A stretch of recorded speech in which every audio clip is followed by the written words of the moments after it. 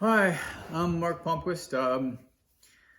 I've been trying to come up with a easier way to create a spherical bottom shape to a boat without the complexity involved with lofting strips of wood um, and then joining them edge to edge, or using thin, hundreds of thin strips of wood, gluing them together around a complex form. So anyway, um, as an industrial designer, I'm familiar with the bubble chair, which was designed by I think it was Eero Arnio. He's a Finnish industrial designer, and he designed this back in the '60s. He basically inflated a sheet of acrylic to form a perfect sphere. Um, Obviously, he had to heat it in an oven first, but that's the way the ball chair has been produced um, ever since. So, and I'm aware of vacuum forming, which involves sheets of plastic which you heat and then you suck down to a mold. I've actually done that myself. There's another way. The problem with using sheets of plastic is you have to have an oven. The temperature, you have to get the temperature of the plastic to 400 degrees before it will be pliable enough to conform to any mold. So anyway, I was just thinking about uh, paper mache. The first thing that we did was we blew up a balloon and we covered it with paper. So I was thinking, well, how about if I blow up a mold with air pressure and then figure out how to seal it so it doesn't leak, and then cover it with paper, or it could be fiberglass material as long as it stretches.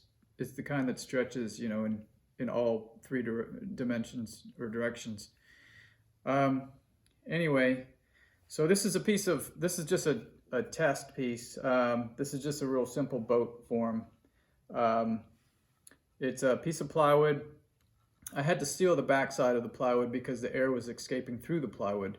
So plywood, you have to seal the wood, but you could make a full size mold and you could laminate it or you could seal it with something. And then basically this is just a contractor bag which I stretched over the other side, and I used double-sided tape along the edge, and then I used an extra layer of tape. And so let me show you how it works.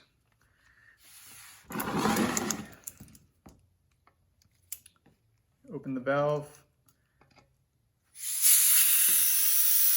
slide it, close the valve,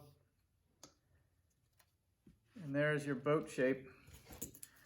It's amazing how symmetrical it'll be, as you've probably known from blowing up balloons. The problem with, well, this one is kind of slowly leaking, but there's a way to do this so that it won't leak.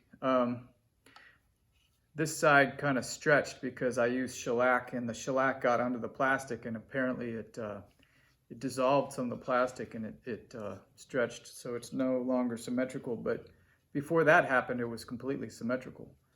And anyway, this shape is kind of like the mini 650s. They're rather wide, and some of them have a rounded bow like this one, and the bottom is rather rounded. Anyway, so this is now deflated, but I'm sure there's a way to do it so that it won't deflate.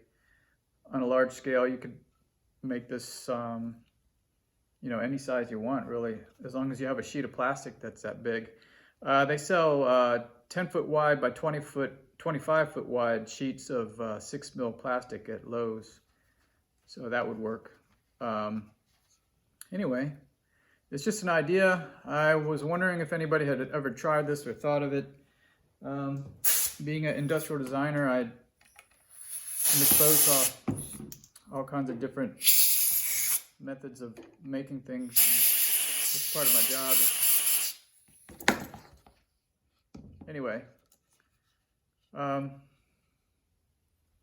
yeah, if you could get this to inflate long enough to basically drape material over it with epoxy or wood glue even, um, either strips of paper or fiberglass and epoxy, then you can basically make yourself a boat, and then you can detach this from this and then make another sheet of this from thinner material. It could be, you know, 1/4 inch or 1/2 inch, whatever. Anyway, that's my idea.